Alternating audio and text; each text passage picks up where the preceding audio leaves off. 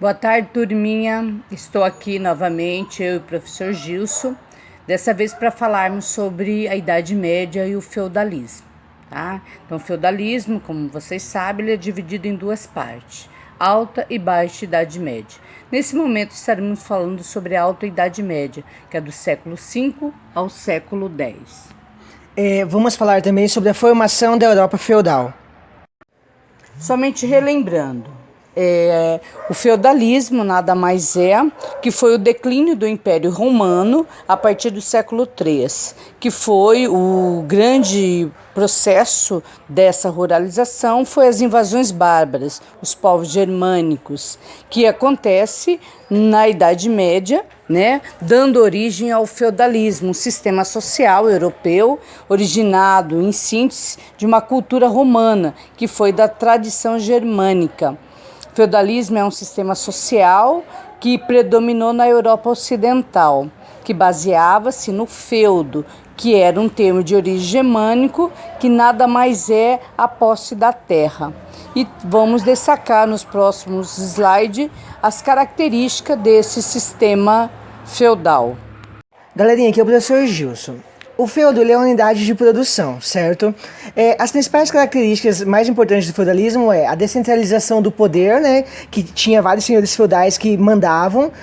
O feudo era a principal unidade política, administrativa e econômica da época e prevalecia um trabalho servil, um trabalho de servos. A agricultura era a base de toda a economia deles, certo?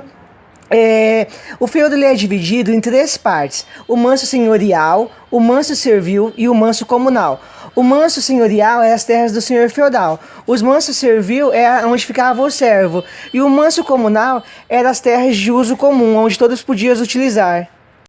Como nós estamos falando de uma sociedade, toda sociedade ela é dividida em classe e todas as classes tinham suas obrigações. Dentro dessa sociedade, as obrigações sobrecarregavam mais sobre os servos, né? Uma delas era corveia, que seria o trabalho gratuito de 3 a 5 dias por semana no manso senhorial. Nós tínhamos também a talha, que era dar parte dessa produção de 3/4 ao senhor feudal.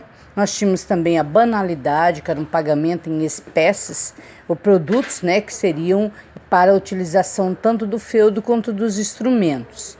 Tínhamos também o tostão de Pedro, que era para dar 10% da produção feudal para a Igreja Católica.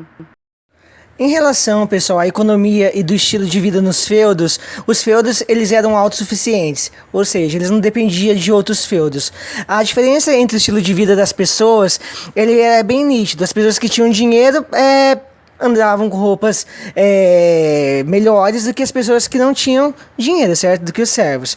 As casas também você percebia, as casas fortificadas, feitas com construção de alvenaria, tijolos, pedras, essas casas pertenciam aos senhores feudais. Já a casa dos servos era aquelas casas de madeira, casas mais simples.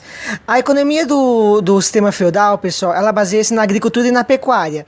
A base era a agricultura em relação aos comércios que ocorriam, certo? Principalmente através do sistema de trocas, dentro do próprio feudo.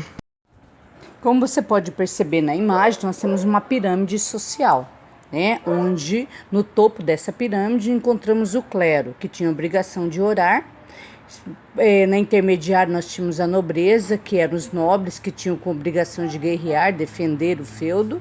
E por último, os camponeses e servos que tinham obrigação de trabalhar. Então eu gostaria que vocês dessem uma lida nas páginas 174 e 175 para aprofundar o assunto.